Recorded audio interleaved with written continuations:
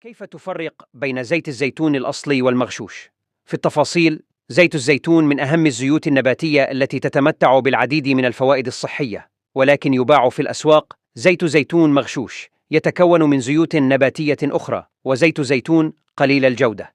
لذلك من المهم أن تعرف كيف تفرق بين زيت الزيتون الأصلي والمغشوش.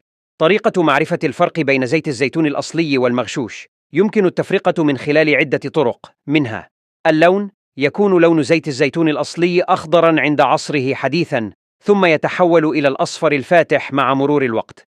أما زيت الزيتون المغشوش فيكون لونه أصفر باهتاً أو بنياً.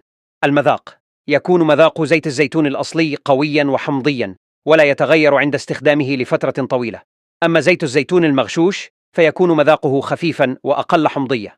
اللزوجة: تكون لزوجة زيت الزيتون الأصلي عالية، مما يجعله لزجاً عند لمسه.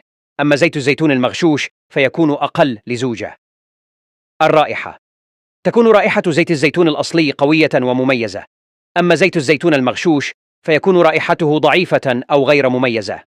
طريقة الاختبار في الثلاجة: هناك طريقة أخرى للتفرقة بين زيت الزيتون الأصلي والمغشوش، وهي وضع كمية من الزيت في كوب يتحمل برودة الثلاجة، ثم وضعه في الثلاجة لمدة يوم كامل.